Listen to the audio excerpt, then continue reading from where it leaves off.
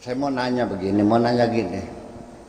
Seorang perempuan yang menjadi kontestan dalam pemilihan Ratu Kecantikan, kira-kira cantik enggak? Cantik. Cantik. Dan dia terlalu yakin aku pasti menang. Ternyata jatuh pada orang lain, stres gitu. Ya kan semacam itu. Yeah. Kemudian dia anaknya orang kaya raya.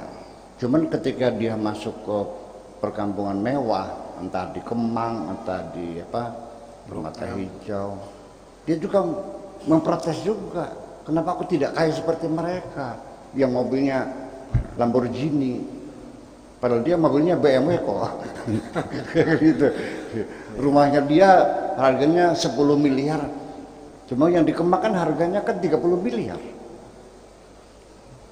Nah, setelah dibawa ke rumah sakit, orang-orang yang pada kena corona, di mana kamu berada ketika corona itu menyebar?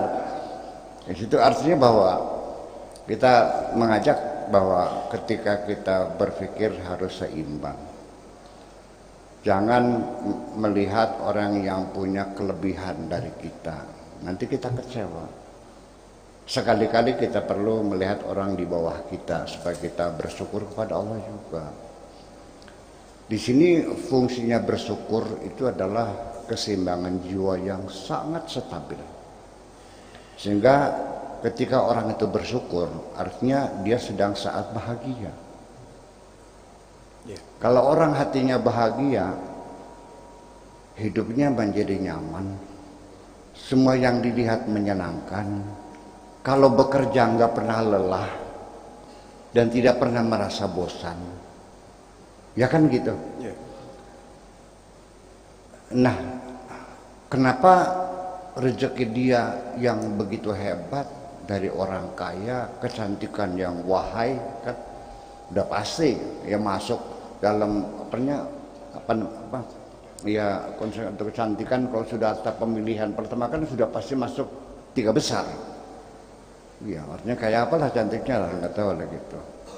Kayak Aishwarya Rai barangkali. Nah, tetapi kenapa dia rapuh? Nah, disebabkan karena satu, dia tidak mensyukuri nikmat itu. Dia selalu protes dengan apa yang terjadi. Dikiranya hidup ini sesuai dengan keinginannya. Ternyata tidak pernah terjadi seperti keinginannya. Ya kenapa dia berpan begitu? Berawal dari pendidikan sejak dia anak-anak yang dimanjakan orang tuanya, apa semua dituruti, dikiranya dunia ini menuruti keinginan dia. Nah itulah makanya kekecewaan itu, sehingga kepada orang tua yang lawan terus, ya kan, marah-marah melulu, selalu menyalahkan orang lain. Disitulah awal dari stresnya itu, depresi itu. Jadi depresi itu tidak selalu mengidap pada orang miskin ya. Malah kadang-kadang orang miskin lebih kokoh jiwanya. Ya, apalagi anak-anak kecil. Zaman waktu saya masih kecil, yang seumur saya kelas 4 SD, dia dagangan es lilin. Ya, di usia 10 tahun dia dagang es lilin. Saya melihat sendiri kok, uangnya masih uang logam tuh, yang tengahnya bolong tuh. Dia menghitung, ini buat adek sekian, ini buat adek yang kecilnya sekian, ini buat mimiknya sekian, ini buat saya sekian. Dia sudah menghitung, dia mempunyai tanggung jawab atas adik-adiknya.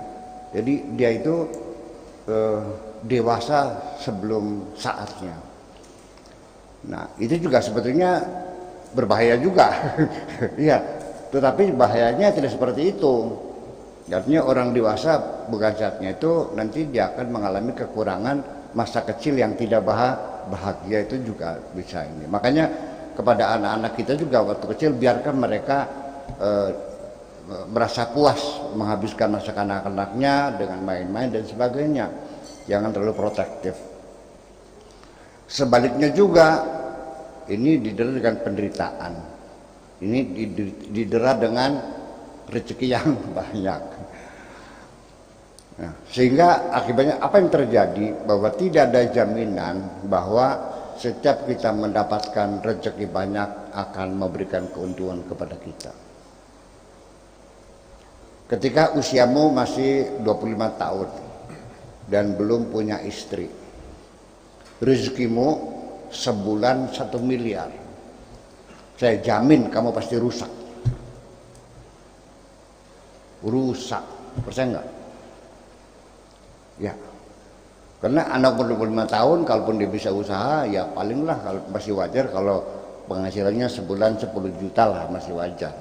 Tapi kalau miliaran saya kira enggak. Sekarang lihat anak-anak muda yang uangnya banyak, kayak apa? Kayak setan semuanya itu. Betul nggak? Macam itu. Jadi sekali lagi, ketika Allah mengabulkan doamu, semuanya dikabulkan. Jangan dikira engkau disayang oleh Allah, sengaja mau dijermuskan, liyudillahu ala ilmin, sengaja dijerumuskan oleh Allah. Tapi ketika Allah membatasi rezekimu secukupnya, jangan dikira Allah itu medit, tapi Allah membimbing kamu ke jalan yang benar. Saya kira seperti itu. Jadi artinya bahwa